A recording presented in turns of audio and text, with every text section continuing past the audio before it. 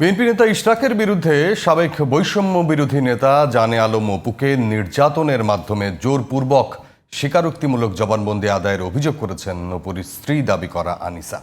বৃহস্পতিবার সংবাদ সম্মেলনে আনিসা অভিযোগ করেন তার স্বামীকে ফাঁসির আসামিদের সঙ্গে কন্ডেম সেলে রেখে নির্যাতন করা হচ্ছে। এদিকে বাসায় আটকে এমন নির্যাতনকে আয়না ঘরের সাথে তুলনা করে তার বিরুদ্ধে ওঠা অভিযোগ অস্বীকার করেছেন যুব ও ক্রীড়া উপদেষ্টা আসিফ মাহমুদ সজীব ভুঁইয়া। নাইম কামালের রিপোর্ট।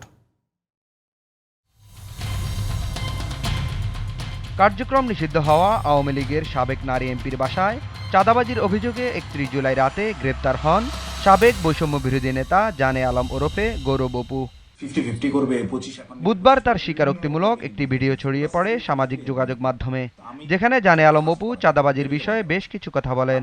সব ভাইরাই এটাতে জড়িত এবং এটা ওপেন সিক্রেট। এই সকল ভাইরা, এই যে আমাদের আসিফ মাহমুদ সজীব ভুঁইয়া ভাই সেদিন যে সিএফ মোটো বাইকটা নিয়ে আসছে, এই রাত্রেবেলা বাইক রাইডিং করতে সে গুলশানে আসছে, ওই ওয়েস্টিনে 5 স্টার হোটেলে ছাড়া সে বসে না কোথাও। সে ওই গত বছর জুলাইতেও 50,000 60,000 টাকা দামের সেকেন্ড হ্যান্ড একটা স্কুটি চালাইতো। তবে বৃহস্পতিবার দুপুরে জাতীয় জাদুঘরের সামনে জরুরি সংবাদ সম্মেলন করেন অপুর স্ত্রী দাবি করা আনিসা। সেখানে তিনি অভিযোগ করেন শারীরিক ও মানসিক নির্যাতনের মাধ্যমে জোরপূর্বক এই স্বীকারোক্তি আদায় করেন বিএনপি নেতা ইশরাক। অপুকে নিয়ে ইশরাক ভাই জোরপূর্বক এগুলো করাইছে। উনি হয়তোবা আইনি সহায়তা দেওয়ার কথা বলছিল, যে তুমি আমাকে শুধু একটা নাম বলবা, তোমার নাম একটা নাম বলবা, যে কোনো উপদেষ্টার একটা নাম বলবা, হয়তোবা আসিফ নয়তো নাহিদ, কারো একটা নাম বলবা যে তোমাদেরকে দিয়ে চাঁদাবাজি করায়। এ সময় পুলিশের বিরুদ্ধে গুরুতর অভিযোগ করেন আনিসা।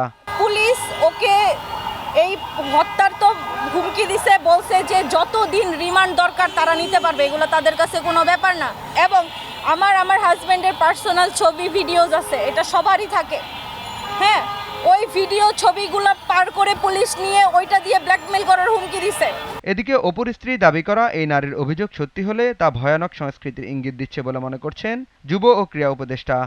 তিনি সেখানে দাবি করেছেন যে অপুকে গুম করে নিয়ে এই স্টেটমেন্ট আদায় করা হয়েছে জোরপূর্বক। যদি এরকম কিছু হয়ে থাকে, এটা আসলেই অত্যন্ত শঙ্কাজনক। 5ই আগস্টের পরের বাংলাদেশে আমরা যদি আবারও আগের মতো, এটা আসলে ঢাকা বিশ্ববিদ্যালয়ের গেস্ট রুম হতো, আপনারা জানেন আমাদের এখানে আয়নাঘর ছিল, যেগুলো 5ই আগস্টের গণঅভ্যুত্থানের ফলে এখন অকার্যকর, সেই প্র্যাকটিসের দিকে আমরা যাচ্ছি কিনা।